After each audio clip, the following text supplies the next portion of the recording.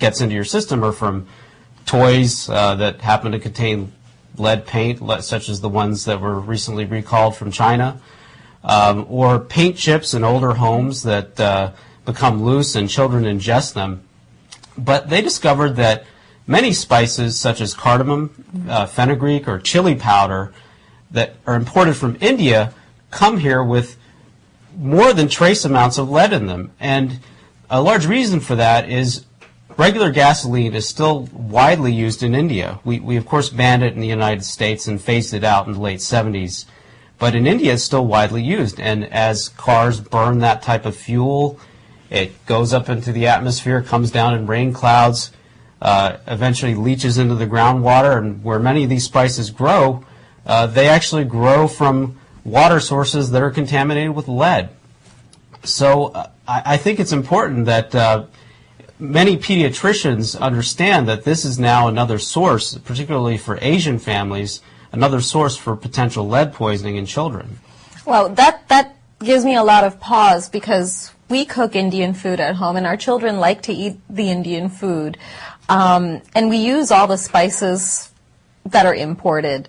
Does it say anywhere in the article if there are alternatives to these spices? You might be able to find some organic forms of these spices, but the essence of the article was that this is still under the radar. Foods are being imported to the United States that aren't being inspected, and inspectors cannot possibly test the large volume of spices that are coming into the United States from foreign countries.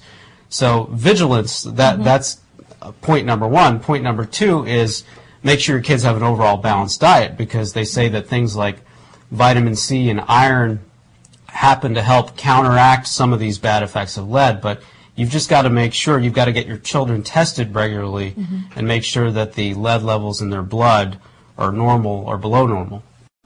Well, switching gears, we've seen a lot of Indian actors and actresses on various shows these days. I mean, it's ER had an Indian character, Parks and Recreation has an Indian character, The Office has an Indian character, and it's terrific.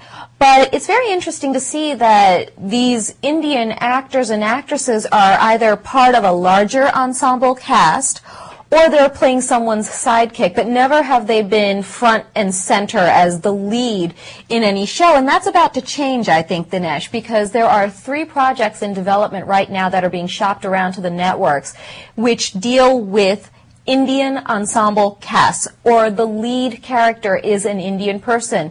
And all 3 deal with the Indian experience in the United States. And I think this is a change of ties, how we've seen so many familiar faces these days on television, and now we're going to see actual shows. You know, once these pilots are picked up by the networks, if in fact they get picked up, we'll see actual shows that perhaps deal with more of our own experiences of, being first-generation immigrants in the United States and dealing with the balance between maintaining our cultural roots and still thriving in the United States culture. I think it's wonderful. I can't wait to see what these are about and how they develop.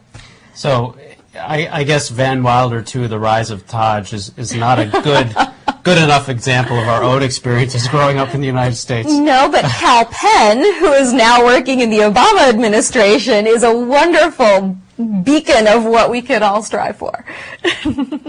Well, Sonal, on April 18th, the award ceremony for the 53rd Annual New York Emmy Awards is taking place at Times Square. And we'd like to offer our congratulations to New York Life, which is a frequent sponsor of the show and puts out those great commercials that I know you often get teary-eyed when you see them, with the Asian or Indian theme behind them. They've been nominated for an Emmy for those commercials, a New York Emmy. And we'd specifically like to congratulate all-Verma, who is the director, and he's the real brainchild behind this campaign of New York Life. He is the Vice President and Chief Marketing Officer for Cultural Markets of New York Life. And we wish them luck at the upcoming award ceremony next month.